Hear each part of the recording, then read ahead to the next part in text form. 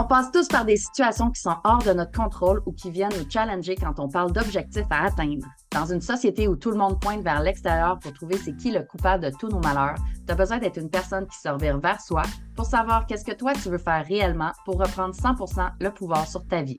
C'est pas en restant dans un état d'excusite et de victimite que les choses vont bouger. Tu peux avoir du succès dans ta vie personnelle, professionnelle et relationnelle si tu le veux vraiment. Être un leader consiste avant tout à savoir faire face à l'adversité et être en mesure de se relever pour continuer. Je m'appelle Christina Goulet, je suis une passionnée du potentiel humain et une joueuse de poker et j'ai appris que peu importe les cartes que tu as dans les mains, tu peux gagner. J'ai invité plusieurs personnes inspirantes pour venir te parler de leur parcours. Est-ce que tu utilises ton type de personnalité pour te servir comme leader? Nous le verrons ensemble au courant des épisodes. Alors, sois le genre de personne qui se dit que tant qu'à miser sur quelqu'un, mieux vaut miser sur soi. Sans plus tarder, je te laisse écouter l'épisode d'aujourd'hui.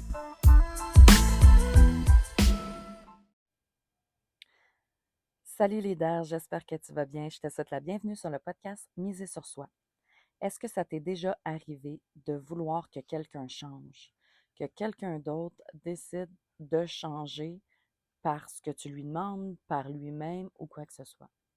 J'ai envie de te donner une réflexion aujourd'hui parce que quand on demande à quelqu'un de changer, euh, on lui demande beaucoup de choses en fait, mais ce qu'on lui demande avant tout, c'est quand on dit je veux que tu changes, en fait, ce que tu lui dis, c'est ça serait beaucoup plus simple que toi tu changes plutôt que moi je m'adapte à une situation que je trouve incontrôlable, inconfortable, insatisfaisante.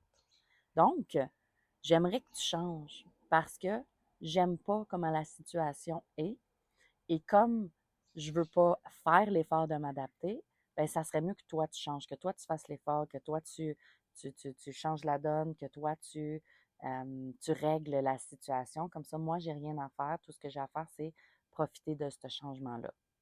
Fait que c'est un des messages que tu envoies quand que tu demandes à l'autre de changer et que tu ne veux pas faire toi certains efforts d'adaptation face à la situation face à l'autre personne ou quoi que ce soit.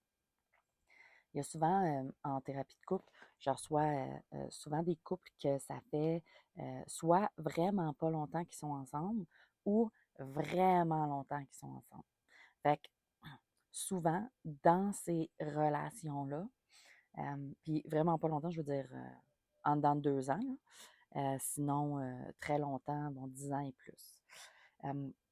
Puis souvent, dans les rencontres de couple que j'ai avec eux autres, souvent, il y en a un des deux qui demande à l'autre de changer.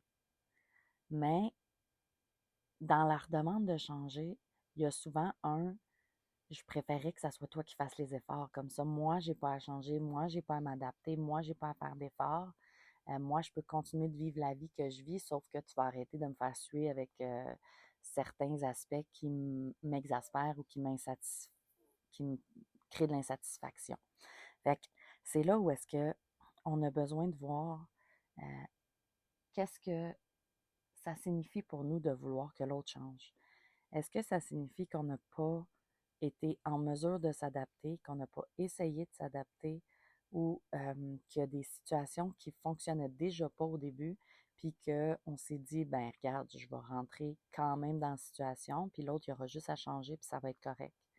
Est-ce qu'on est rentré dans une situation, dans une relation avec la vision du potentiel que l'autre pourrait avoir s'il allait dans la direction que je voudrais?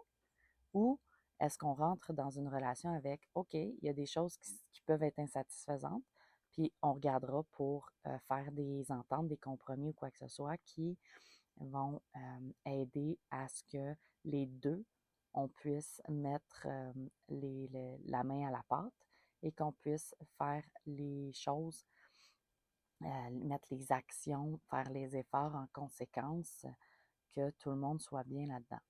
Mais pas dans le moi, je m'assois ici, toi change, puis quand tu vas avoir changé, ben, tu viendras t'asseoir avec moi, puis on pourra jaser.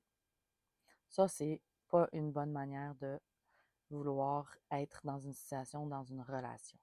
Parce que si t'es pas dans l'action, dans l'introspection, dans le retour à soi, quelle est ma responsabilité où est-ce que moi j'ai du contrôle, qu'est-ce que moi je vis. Ben, si tu n'as pas de retour à toi, ben, tout ce que tu fais, dans le fond, c'est que tu rejettes la responsabilité à l'autre de te créer du bonheur, d'enlever les situations insatisfaisantes dans ta vie pour que toi tu sois bien, mais sans avoir à y mettre l'effort, sans avoir à y mettre la main à la pâte, sans avoir à prendre de responsabilité, à vouloir faire des compromis ou quoi que ce soit. Fait que c'est important de voir quand que je demande à l'autre de changer, quand que je veux qu'il y ait un changement qui se passe. Tu sais, l'autre, ça peut être la situation, comme ça peut être une personne. Quand que je demande que quelque chose se passe, est-ce que je le demande de manière active ou passive? Est-ce que je le demande de manière à j'ai envie que ça change, puis je vais voir qu'est-ce que je peux faire? Ou est-ce que tu le demandes, j'ai envie que ça change, donc faites que ça change? Puis ça a une énorme différence parce que regarde partout où est-ce que tu as autour de toi des gens ou des situations qui t'exaspèrent, hein, qui sont insatisfaisantes pour toi. Qu'est-ce que tu n'aimes pas de la personne ou qu'est-ce que tu n'aimes pas de la situation? Qu'est-ce que tu n'aimes pas? Fait un coup que tu as regardé, OK, qu'est-ce que j'aime pas de telle personne, telle situation? Bien, par la suite, ce que tu as à faire, c'est que tu as à regarder, OK, où est-ce que moi j'ai laissé faire ça? Où est-ce que moi j'ai ma responsabilité là-dedans? Où est-ce que moi j'ai le contrôle dans tout ça? Puis du moment où est-ce que tu as tes réponses, c'est là où est-ce que tu vas pouvoir effectuer un changement qui pourrait avoir un impact majeur. Mais si tu ne fais pas cette introspection-là, ce que tu fais, c'est que tu fais ah, j'ai une insatisfaction, changez-la.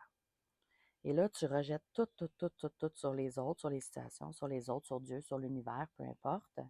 Tu rejettes tout. Ben, je veux que la situation se règle, mais moi, je veux rien faire pour que ça se règle. Fait que tu rejettes tout, puis c'est là où est-ce que tu peux vivre plus de situations, plus de frustration, puis que tu tombes dans un état de victimite. Parce que, ah ben c'est ça, là on me dit qu'il faut que je fasse des demandes à l'univers, j'en fais, ça fonctionne même pas. Je demande, tu sais, on me dit qu'il faut que je fasse des demandes, je demande, hein, je fais mes demandes, mais ça fonctionne même pas. On me dit qu'il faut que je mette mes limites, je mets mes limites, mais ça fonctionne même pas.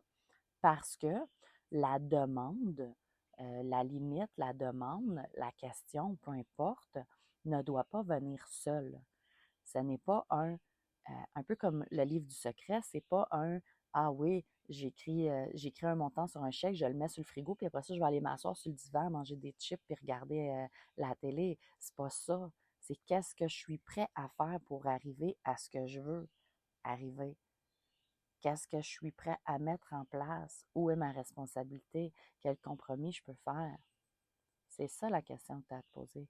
Mais si tu ne te poses pas cette question-là, tout ce que tu fais, c'est rejeter aux autres, aux situations, à Dieu, à l'univers, à la vie, la responsabilité de te rendre heureux, heureuse, puis de te satisfaire. Quand toi, tu es assis sur la plage, devant la télé ou peu importe, à attendre que les autres t'amènent ce petit bonheur que tu recherches. Et si tu le faisais autrement, puis que tu allais le chercher ton bonheur? Et si tu faisais autrement, puis tu regardais, OK, elle est où ma responsabilité là-dedans? Puis ça se peut qu'elle soit très, très, très petite, ta responsabilité, parce qu'il n'y a pas beaucoup d'impact que tu peux avoir. Mais ça se peut aussi que ta responsabilité, c'est de décider de quitter une relation qui ne te satisfait pas, parce que l'autre décide de ne pas vouloir mettre la main à la pâte. Puis il a le droit. L'autre personne a le droit de ne pas mettre la main à la pâte. Comme toi, tu as le droit de ne pas mettre la main à la pâte. Mais ça vient avec des conséquences. Fait que reste à savoir quelles conséquences est-ce que tu es prêt à faire face, quelles conséquences tu es prêt à vivre avec. Puis si tu n'es pas prêt à vivre avec, bien, ça se peut que ta responsabilité, ça soit de dire ben merci, mais non merci. Je quitte la situation, je quitte la relation, euh, peut-être pas à jamais, mais je m'éloigne d'eux pour pouvoir aller chercher mon propre bonheur. C'est ça qui est le plus important. C'est d'aller voir où est-ce qu'elle est ta responsabilité. Puis de demander à l'autre de changer. Je te redonne ma phrase au début que je t'ai dit. c'est de dire ça serait beaucoup plus simple que toi tu changes plutôt que moi je m'adapte à une situation que je trouve inconfortable. Parce que ça ne me tente pas de faire l'effort, fait que fais-le toi l'effort. Mais dans ça, il y a énormément de frustration parce que l'autre personne, elle n'a peut-être pas choisi, elle n'a peut-être pas demandé, puis elle n'a peut-être pas envie. La situation, elle peut peut-être pas changer. Si ce n'est pas une personne, la situation, ça se peut qu'elle ne puisse pas changer. Est-ce que moi, je suis prêt à m'adapter? Est-ce que moi, je suis prêt à mettre les efforts pour m'adapter ou pour prendre certaines responsabilités pour changer la donne, changer la situation? Fait qu'à toi de voir où est-ce que tu es par rapport au changement des autres, des situations de ta vie. Et où ta responsabilité? Où est-ce que tu as le contrôle? Puis comment tu peux reprendre ça dans tes mains pour te réapproprier ton bonheur? Fait que je te laisse réfléchir là-dessus, leader, puis je te dis à un prochain épisode. Salut!